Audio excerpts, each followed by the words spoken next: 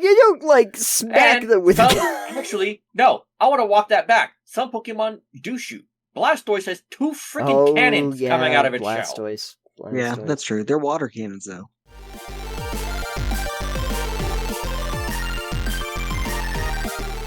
Here's the ugliest thing. Nathan, did you notice that there was a specific lack of any fishing mechanics in the game? Oh, don't get me onto fishing mechanics. I mentioned this the other day to Crave, and she goes, well, what would you fish? Pals? I went, you know what, that's probably pretty fair. Yeah. She's like, what about, like, fishing in, like, Pokemon games? I'm like, oh, no, when you fish in Pokemon games, you fish a Pokemon. Exactly. Yeah, exactly. your Magikarps, your Tentacools, your Goldines. Yeah. But I feel like this one where it's an open world one, and I don't remember if they had any fishing minigames in the open world Pokemon games at all or not. I feel like that would actually be harder to implement. It's just a little weird to me. I was mentioning how the oceans and the lakes, there's no like aquatic pals that live in the water aside from like serpents and stuff. Yeah.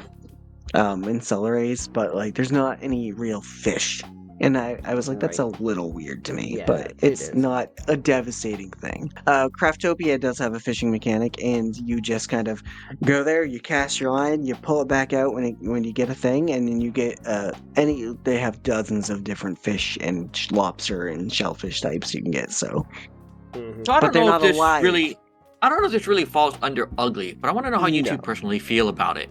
The being able to butcher your pals in this game. Love it. I think it's hilarious. Is it what you expected, though? No, I first did it, and I was wondering, and like, is this the only way I can get rid of them? Like, if I don't want them in my box? Other than selling them? Other than selling them, I'm like, is there a different way I can do it? Because I can't just, like, release them. I could drop them on the ground, but then they'll be staying there in their pal sphere. And so I was like, I could sell them, but, like, this is before I got the condenser, which, as my friend called it, the juicer.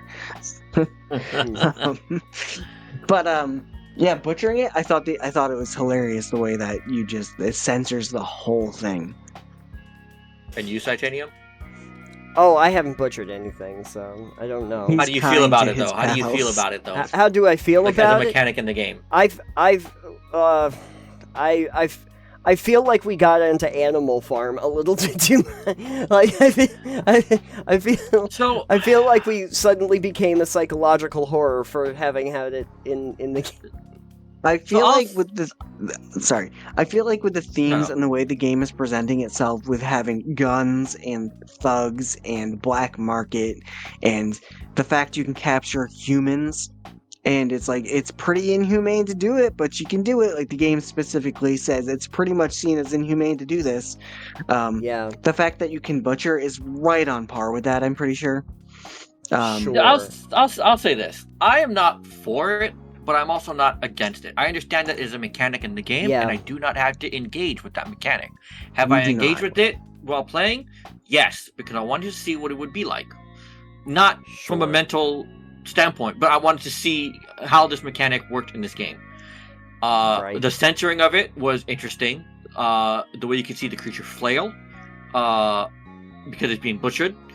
But the end result was, God, I'm gonna sound terrible for saying this, but it was disappointing. It was. Like I thought you would have gotten either more resources or you could actually cook the creature.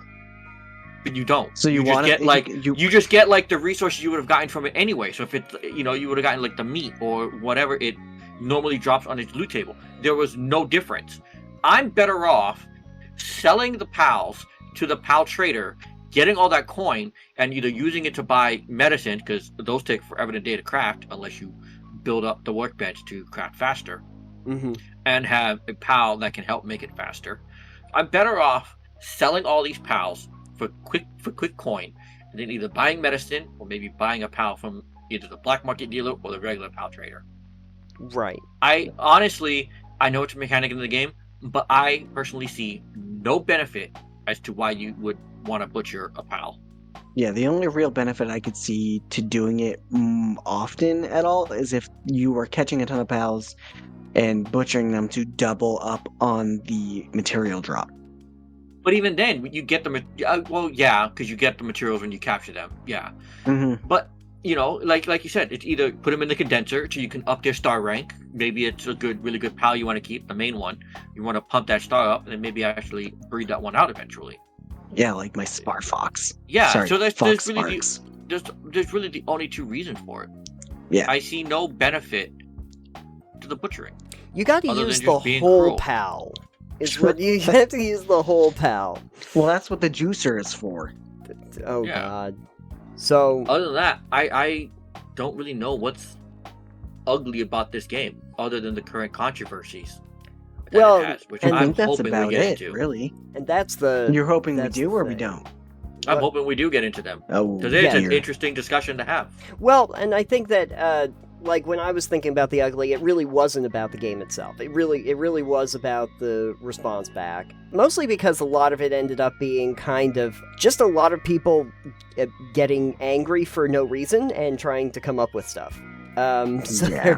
So, like for instance, the AI thing came up about generative AI, and the claim was mostly because the creator of the game, or at least the lead designer, had even shown, like, here's Pokemon-like creatures through, like, generative AI.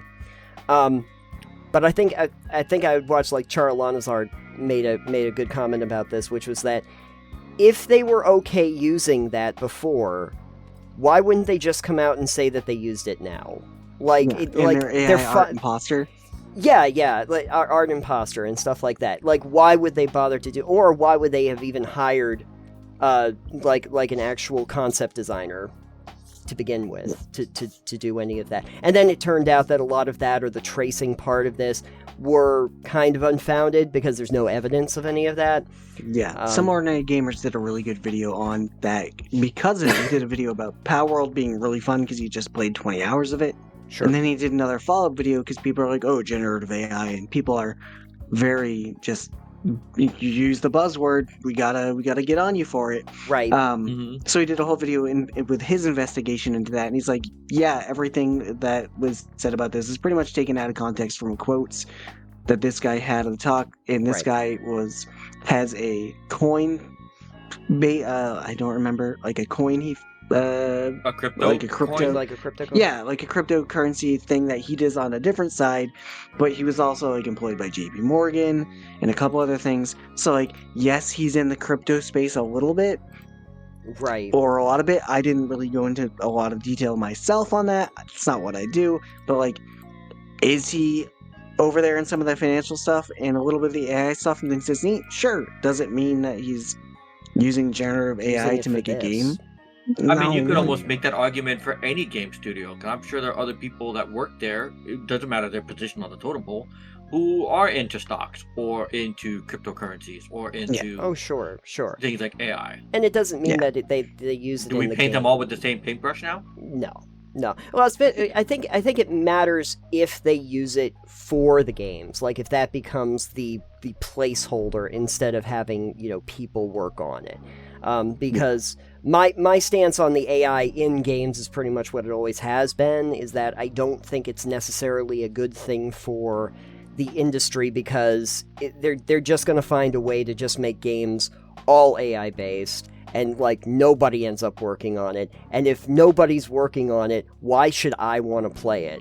If like, it's like when you see the AI articles, it's like if nobody bothered to write it, why would I want to read it? No one was even interested in writing this thing. True, but I mean, in terms of the gaming space, I think AI does have its place, but it can be very situational. Like if you want to be like, if you're playing a game that's more open world environment, maybe let's just say any type of role playing type of game. Okay. Let's take GTA RP for example. Okay. And you would interact with the NPCs more than actual players. Mm-hmm. And they could generate AI responses based on what you say to it, whether it's through typing or through voice, which most of the GTA RP is done through voice anyway. I can see what could be a benefit from that. You can engage and get different responses from various NPCs in a game like that. Yeah, right. That would feel more alive than... Do I think Rockstar should make the next Grand Theft Auto complete that AI from the ground up? No. No. In terms of voice acting, in terms of dialogue and stuff, Yeah. I think that's something I could be okay with, because for me as a player, it means it becomes a little bit more immersive, and you can have a back and forth dialogue based on just that. I've heard that argument too, especially for that, where NPC dialogue, do you really want to be paying someone to write nonsense, like hundreds of nonsense lines of dialogue that are just like casual conversation to have? They could be doing better things. Yeah, like, and you could really chew up your budget for a game, just paying someone to write pages and pages and pages of short form dialogue. Yeah, I mean, responses. Or you could do what Fallout 76 did at the beginning and just have no NPCs, so you don't have to worry about it. That worked out real obviously, well. Oh yeah, it did. Yeah. Tell me about it. So AI does have its place. It's just situational, and it depends 100%. On where it's being situated in. Right. For instance, the generative AI thing being used as art. Obviously, these creatures in Palworld are not 100% generated by AI. They are refined pieces of art.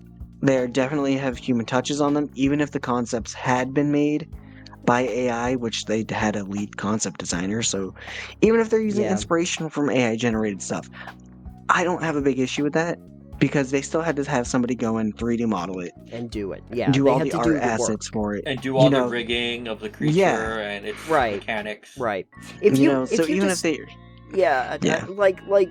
I think what you're getting at is like, if I wanted to use an AI program to say, here's like 15 versions of like what you might want to do with this character, and I can say, oh, okay, I got it. So now I have a basis for what I want to do for the actual modeling of the character. Yeah. I get inspired because you just threw a bunch of stuff at the wall so I can look at it.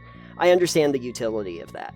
But if I then took one of those and said, that's my model, I'm just going to throw it in. Yeah. I mean, and even if you're looking at it as a point of reference for your inspiration, maybe that person is visual.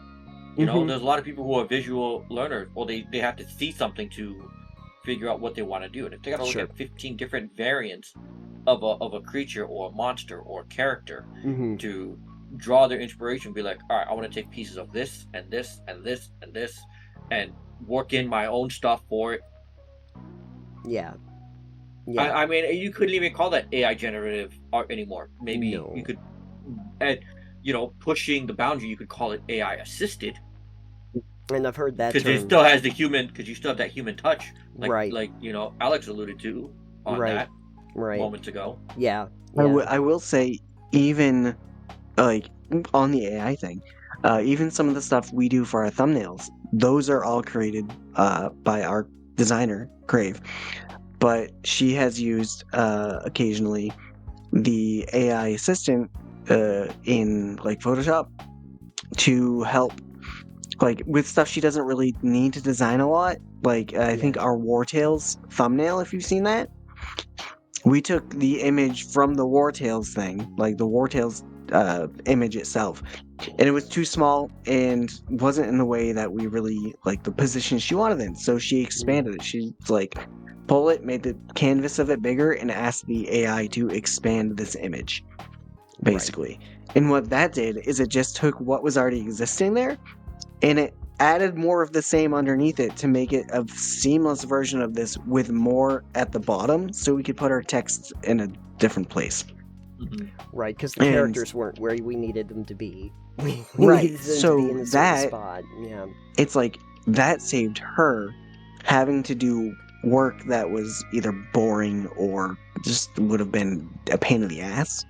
And would have probably been very time consuming. Yeah, because like she's not going to replicate the art style, just try to make it look nice just for a thumbnail. That's silly. Yeah. So she tried that, and she's like, actually, this came out really good. Right. And she knew what she wanted to do there, so she knew what she needed it to look like.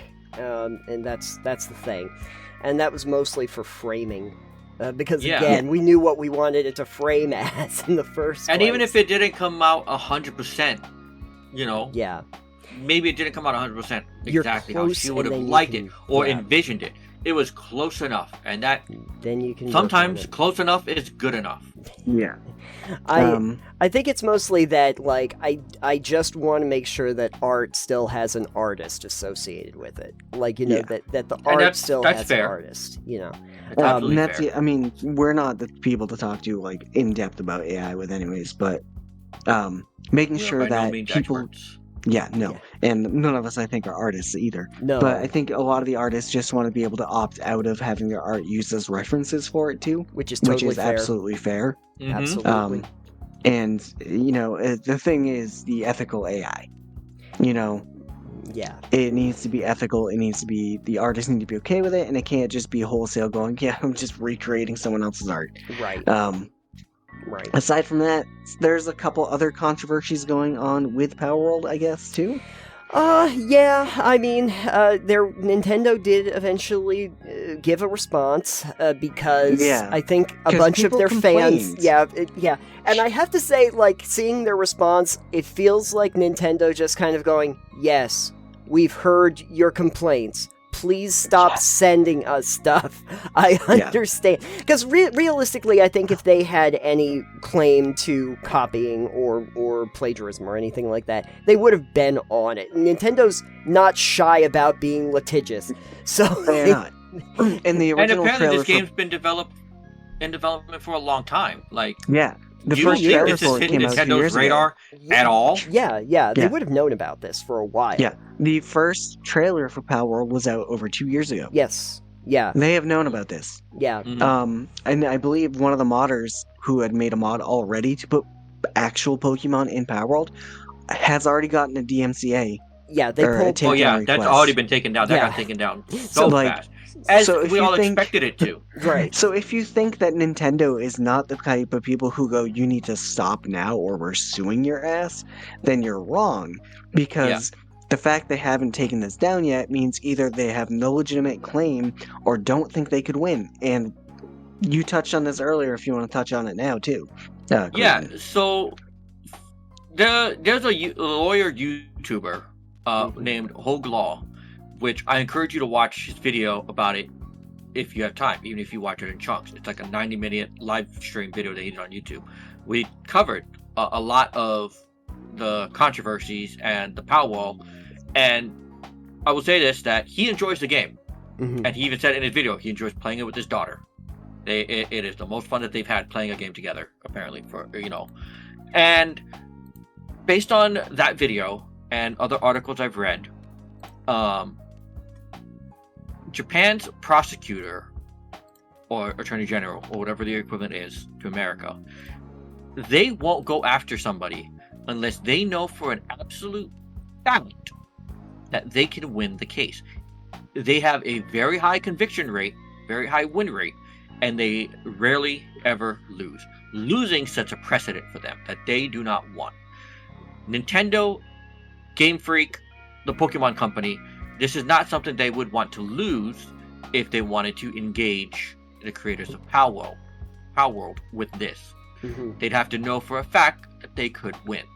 Because if they lose, it opens up other avenues and other creators be like, well, Nintendo can't touch me because they couldn't even touch Palworld. And they came from that company came from the same country as the Pokemon franchise. Right.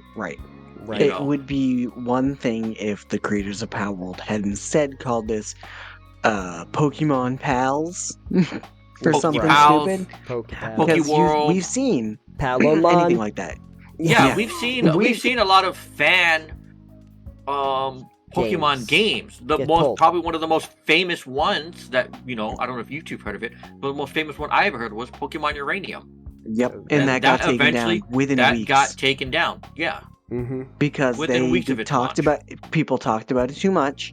Yeah. Had they kept it low under the radar, Nintendo wouldn't have cared. As we say as World of Warcraft players, fun was detected and was nerfed. Yeah, it's true. Or if they had just not called it Pokemon and they had just not used that reference. And it falls under the whole copyright thing. Like if they wanted to build something like in the Pokemon world in a sense, but not use any of the IP of it, don't call it Pokemon, don't call it the Pokemon world. Yeah. You know, Uranium probably could have gotten away with it, and Uranium could have been still out today. Possibly. But they used existing IPs that they have no right to use. No. Right. There are like mobile games today that are basically just Pokemon Red Blue, but it's just completely IP free with different monsters. The framing, the look of it, will look completely classic. Even the pathways that you normally take from one place to another are going to be very similar. They're still up. They're still up after years because they didn't specifically make it Pokemon. But anybody who had played Pokemon would go, "Oh, I know this. I'm familiar with this thing." Right. And people's biggest outrage also seems to be, "Oh, this game is too much like Pokemon, so we should all boycott it, and you're a bad person if you play it, and you shouldn't do it." Fuck that. I think that's bullshit. Because there are so many other games that take inspiration. The Pokemon Game Freak Nintendo did not invent the genre of capturing monsters and making them battle. Yeah. What they did was they mainlined it and made it mainstream. Right. They popularized it. If we were to go into the history books, Dragon Quest came out just days prior to Pokemon, and they have a lot of the same mechanics. Does that mean we can use the argument that the Pokemon franchise copied Dragon Quest? Because technically, Dragon Quest came out first. If you want to get into that too, then you've got also spin-offs from how popular Pokemon was. You've got like Digimon. Yokai and Watch was another one. Those are all very similar in the vein of what Pokemon set out to do, and very different at the same time. And how many Pokemon fans went after Pokemon when Mega Evolution became a thing? Because that's what Digimon do. They digivolve, and then they go back to the state they were prior. Right. Charizard is the prime example. Charizard has an X and a Y form. And Charizard can Mega Evolution into either form, but then goes back to being a regular Charizard after. That's literally your Digivolve and De-Evolution. Yeah. Did people actually go after him for that? Digimon. I don't remember. I mean, there was a bunch of outrage on it on social media and stuff, because they were like, "Oh, now you're copying." Yeah, but nothing got done. But it's like, "Oh, now you're copying Digimon." It's just like, maybe they took the inspiration from it, but they didn't Pokemon didn't popularize Mega Evolution. Yeah, or evolution of that style. It would be like if Vampire Survivors, being probably the biggest game of that type, went after anyone who went and made another game after it. Yeah, that copied it wholesale. And be like, "Oh no, you're doing what we did." No, we're using the inspiration and the success you have to build things that we hope people will like, that is similar enough to what you did, but different enough that we don't get in trouble for it.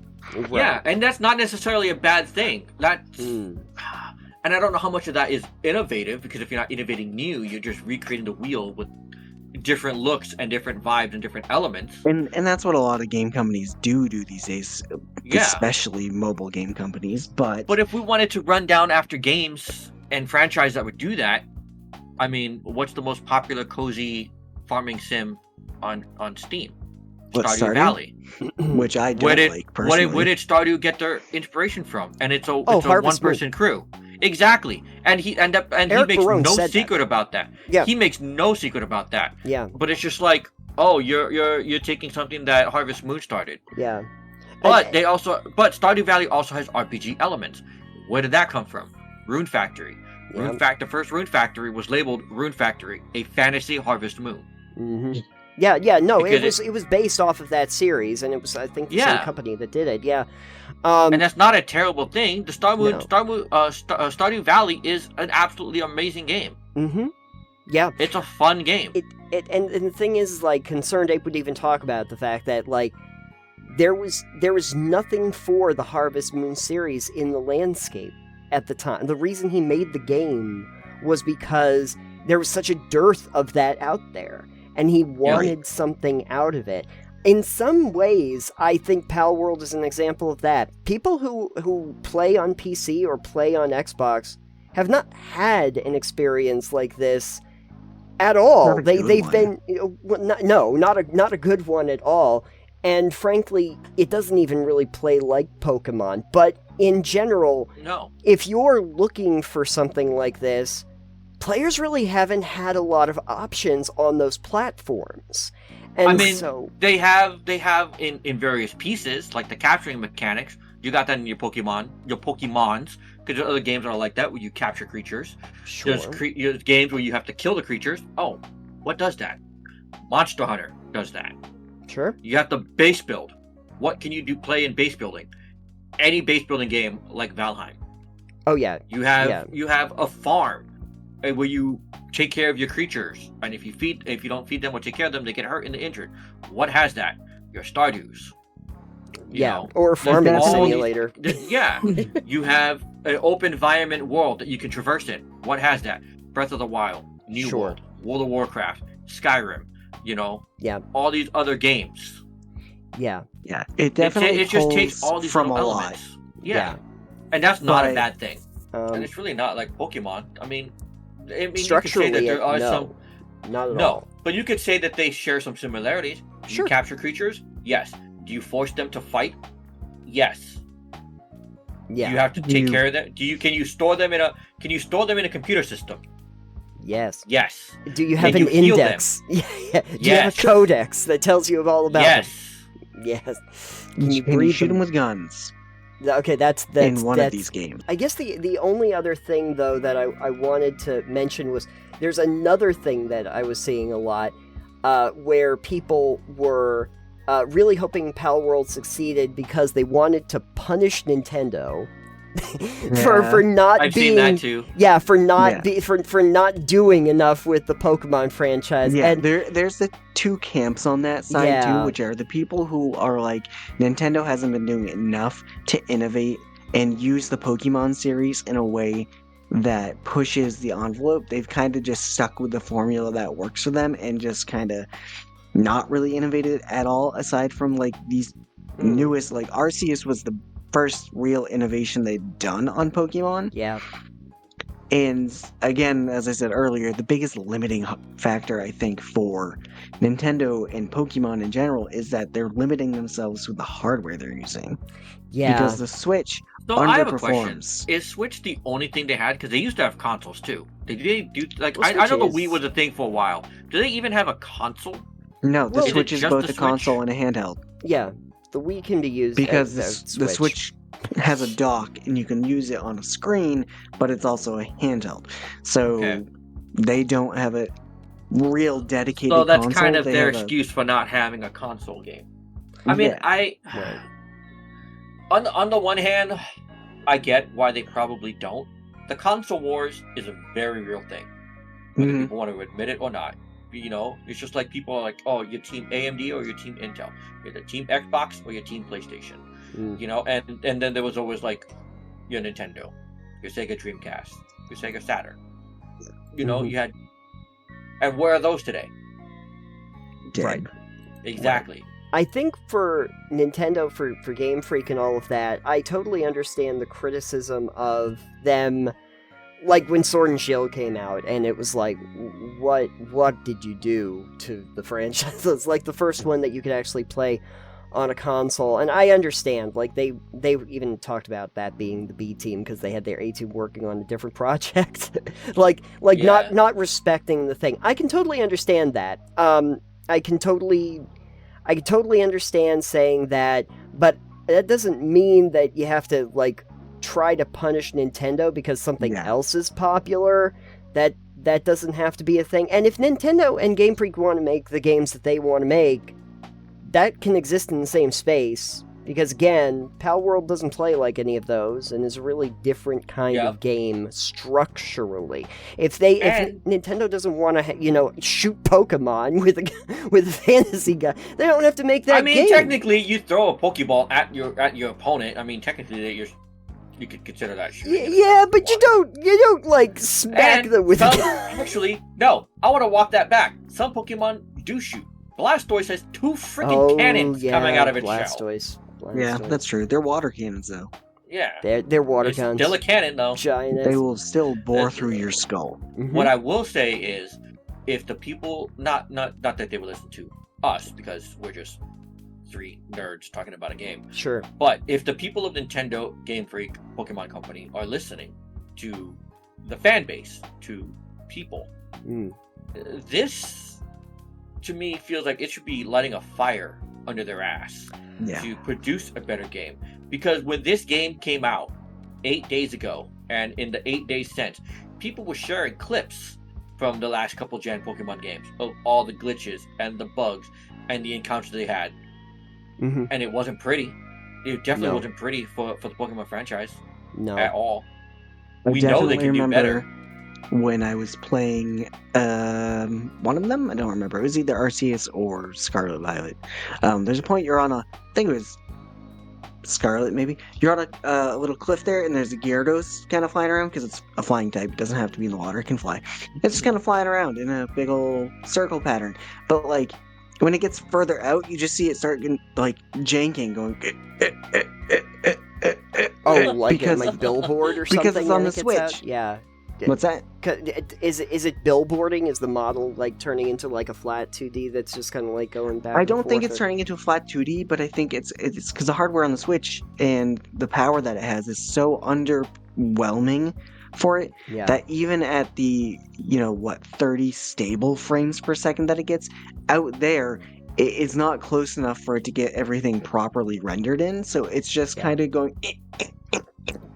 They definitely had a lot of technical issues with those, and it was underwhelming for a lot of people, especially because they were looking forward to the first console playable Pokemon game that for the mainline series. Nintendo's statement had said, like, we have heard about this game that is on PC that people came might out think in January of 2024. That we have heard about it. But... I'm gonna just say it right now.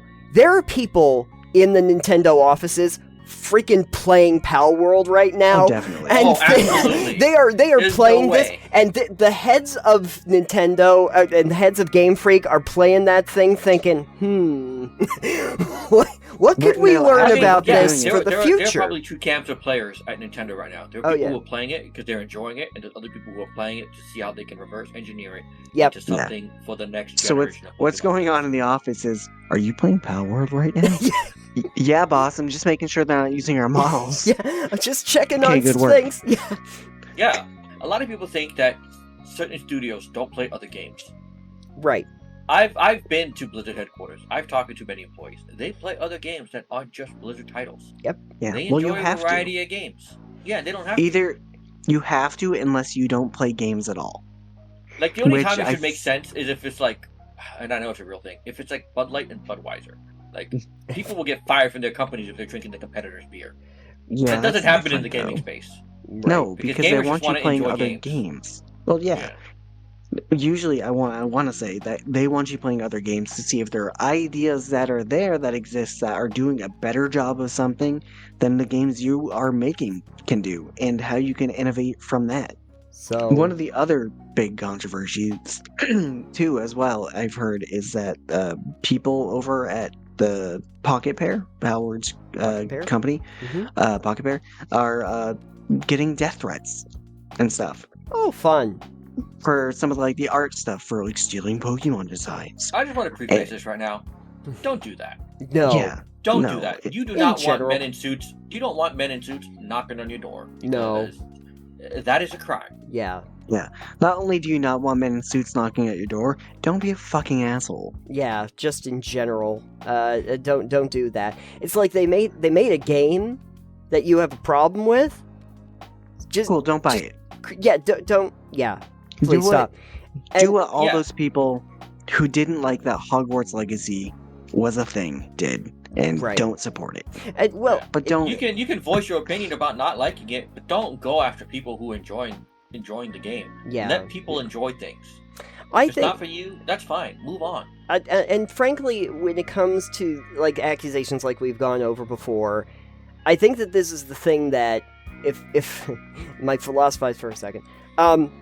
One of the big problems with the social media landscape as it goes, and the media being able to be immediate, is that people have immediate reactions before more information comes out. And so we've now kind of determined that the AI thing doesn't really have any evidence to it. There was the thing about, like, tracing models directly from the Pokemon. That's pretty much been debunked because they had to, the people claiming that had to come out and say, actually, we resized these and everything.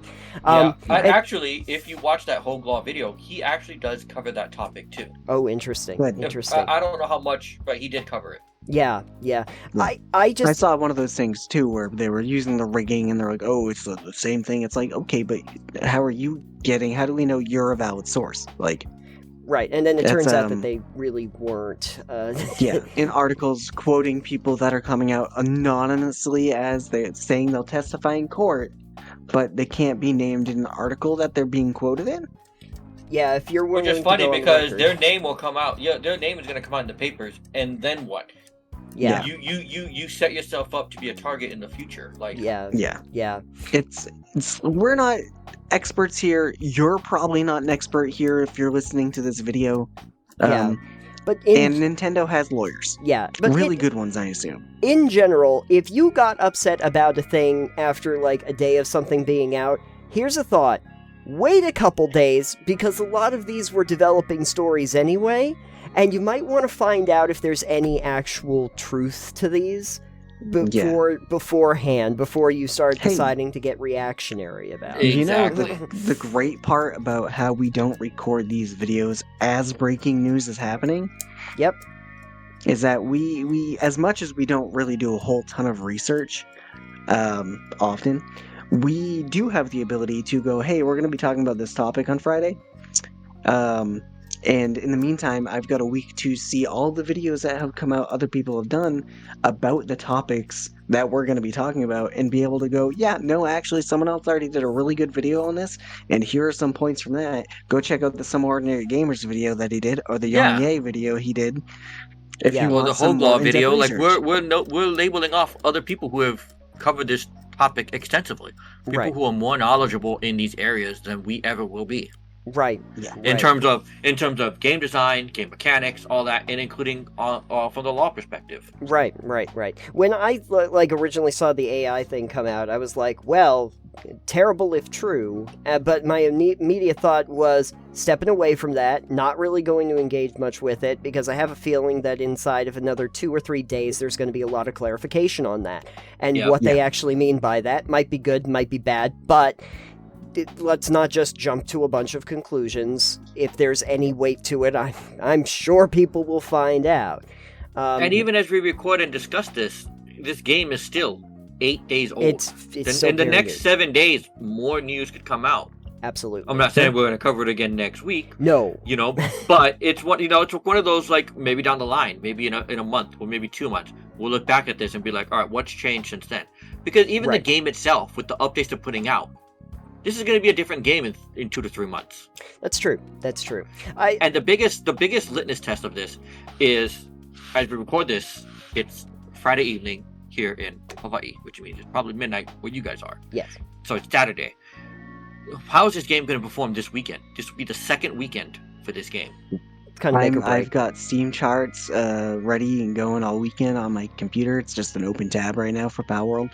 Currently, it has 1.578 million players online, and that is just on Steam. Again, its peak was earlier in the last 24 hours. It was 2,030,000 players. And I think I've only seen it drop close to like over 1 million. I have not seen it drop over 1 million. I think during lunch today for me, it was at 1,020,000. Yeah, I saw it at like 900,000 players earlier today, but it's gonna fluctuate. But for the most part, this entire week has been at minimum like 900,000 players. Yeah, it's ridiculous. It's impressive. And if we wanna like throw stuff at the wall, let Nintendo come after them. If they didn't have money before, they got money now. Yeah. If there's anything to it, I'm sure Nintendo would be more than happy to look into it. Although I do get the feeling from just their statement and everything that they kind of know that there isn't really much to it. I don't think much is going to come out. No. Like you said, this trailer came out 2 years ago. Nintendo, it's already been on Nintendo's radar. And there's a mod Steam wouldn't have released it. Yeah. And Steam wouldn't have released it because Steam has a very good system when it comes to using assets that don't belong to them because it belongs to another IP. Yeah, right. And if it had AI being used, Steam has a hardline stance against that as well. So, like, pretty sure it didn't use that. This would be problematic. I feel like the worst case scenario in regards to like a Nintendo litigation would be that maybe a few of their pals need to be changed. Yeah. Maybe it's a little too close to some of the other actual like flying too close to the sun. Yeah, yes. Maybe they're a little bit too close. So hey, you guys should probably change that because it's a little bit too on the nose. Right.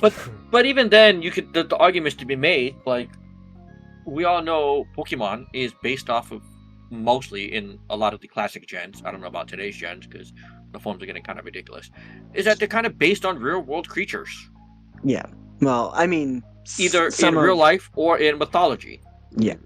I know there's a few of them that look really similar to some other ones, like really similar to other ones, but like they're changed up a bit. Okay, so let's say the big turtle out there in Palworld, which we'll get the name later. We'll put it on the screen later because I can't remember the name. I think the closest thing would be maybe Torkoal in Pokemon franchise. But even then, that dude's got what, like a volcano on his back or something? But if you're looking in terms of similarity, there might be another Pokemon that I'm thinking of. I think there's a... With that spikes on the back of its shell.